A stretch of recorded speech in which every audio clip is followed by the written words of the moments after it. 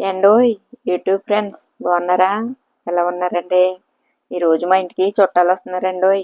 వాళ్ళ కోసమని veg బిర్యానీనండి, paneer curry చేస్తున్నాను అనమాట. పనిలో పని మీకు కూడా చూపిద్దాము. ఎవరికైనా అవసరమైనప్పుడు చేసుకుంటారు కదా, ఎలా చేస్తున్నానో చూస్తారని వీడియో తీసానండోయ్. మరి ఎలా చేయాలో చూడండి. మరి ఈ పన్నీర్ కట్ చేసుకున్నప్పుడు అండి చాకుతో అనుకోండి ఎంత పర్ఫెక్ట్గా రావట్లేదండి. అందుకనే మన దోశలు తరిగేసి అట్ల పల్లెట్టి ముక్కలు కోసానండి. బిర్యానీలోకి పుదీనా కొమ్మలో గులాబీ మొక్క దాంట్లో నాటానండి, వచ్చింది. ఇప్పుడు మనకి సడన్గా కావాలంటే దొరకదు కదండి. అందుకని ఇందులో వచ్చిన ఆకులు కొంచెం తెంపుకొని వచ్చాను అనమాట అండి వేయడానికని. అలా ఇప్పుడన్నా ఉపయోగపడతాయండి. ఉన్నప్పుడు మీ దగ్గర అలా నాటుకున్నారనుకో కోసుకొని వాడుకోవచ్చు అనమాట ఫ్రెష్గా. చూసారా ఎంత బాగుందో ఆకు. ఇప్పుడు వెజ్ బిర్యానీలోకండి టమాటా, ఉల్లిపాయ, బంగాళదుంప, క్యారెట్, పచ్చిమిర్చి, మీల్ మేకర్లు కూడా వేసుకోవచ్చండి. నా దగ్గర లేవు అవి. క్యారెట్ దుంపని ముక్కల కింద కూడా కోసుకోవచ్చు కానండి, నాకు ఇలా స్లైసెస్ కింద చేసుకుని వేసుకుంటేనే ఇష్టం అండి. ఎందుకంటే తినలేని వాళ్ళు ఏరి పక్కన పెట్టేస్తారు.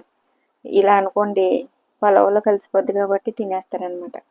ఇప్పుడు ఇవన్నీ కలిపండి ఒక గిన్నెలోకి తీసుకొని ఇందులో కొంచెం పసుపు, కొంచెం కారం, కొంచెం బిర్యానీ మసాలా, ఒక కప్పు పెరుగు అన్నీ కలుపుకోనండి బాగా కలిపేసుకుని ఒక అరగంట పాటు పక్కన నానబెట్టుకోవాలండి. సాల్ట్ వేయమని చెప్పడం మర్చిపోయానండి, సాల్ట్ కూడా వేయండి.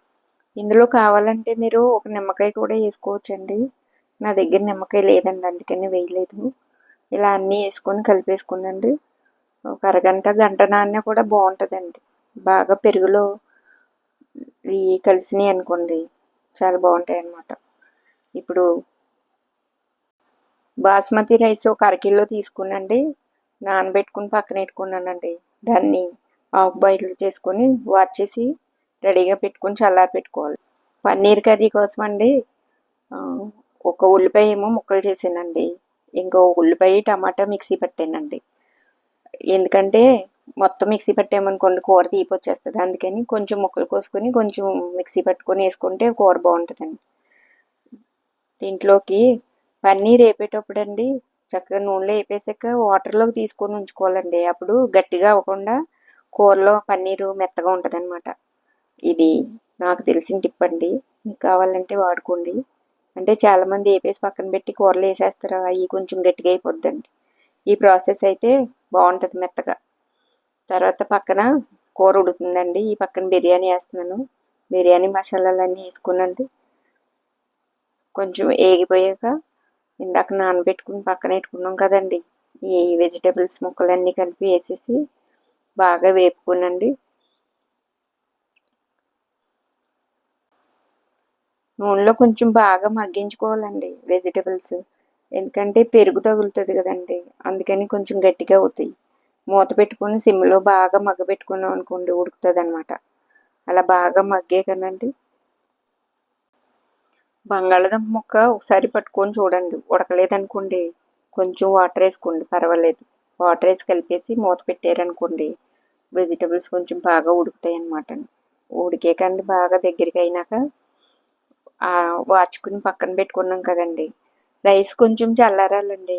వేడి వేడి వేసామనుకోండి కొంచెం స్మాష్ అయిపోద్ది అనమాట. అందుకే అండి 60% ఉడక పెట్టుకోవాలండి, మరీ ఎక్కువ ఉడకనివ్వకూడదు. పైన అన్నం వేసేసండి నెయ్యి వేసానండి కొంచెం, ఎందుకంటే బిర్యానీలో నెయ్యి వేసుకుంటే చాలా టేస్ట్ బాగుంటుందండి. కలర్ కోసమేమో వాటర్లో కొంచెం పసుపు కలిపి వేసేసానండి. పైన మూత పెట్టేసాను, మగ్గుతుంది చిన్న మంట మీద. దాని మీద కావాలంటే మనం ఆనియన్స్ని ఫ్రై చేసుకొని కూడా వేసుకోవచ్చండి. నేను వేయలేదండి. పక్కన కూర చూసారా దగ్గరికి అయిపోయిందండి, రెడీ అయిపోయింది. ఇదిగోండి బిర్యానీ. చుట్టాలు వస్తున్నారని చెప్పి వెజ్ బిర్యానీ చేశారేంటని అనుకుంటున్నారా? వచ్చేవాళ్ళు కూడా నాలాగా వెజిటేరియన్స్ అండి, అందుకని పైగా సాటర్డే కూడానండి, అందుకే ఇలా అన్నమాట. ఇదిగోండి biryani. Biryani vegetable biryani and paneer curry చుట్టాలకి మరి పిచ్చెక్కిచ్చానండి. టేస్ట్ బాగానే ఉందన్నారని మరి చేతితో చూశారు కదా, మరి మీకు ఎలా అనిపించిందో చెప్పండి మరి. కూర మాత్రం చాలా బాగుందండి. వీడియో నచ్చితే వెళ్ళేటప్పుడు లైక్ ఇవ్వండి.